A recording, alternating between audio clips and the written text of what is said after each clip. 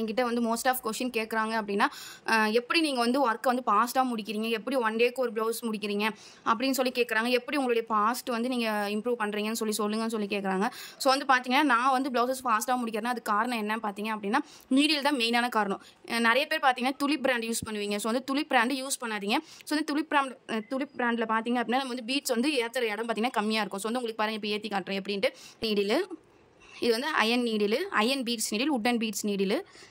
இது பார்த்தீங்கன்னா துலிப் பிராண்டில் பாருங்கள். நீங்களே துலிப் பிராண்டில் நம்ம எவ்வளோ பீட்ஸ் கோத்துருக்கோம், இதுக்குமே டிஃப்ரெண்ட் பாருங்கள். ஸோ வந்து இதை யூஸ் பண்ணால் நம்ம ஃபாஸ்ட்டாக ஒர்க் முடியுமா, இல்லை நம்ம வந்து இதை யூஸ் பண்ணால் ஃபாஸ்ட்டாக ஒர்க் முடியுமான்னு பார்த்துக்கோங்க.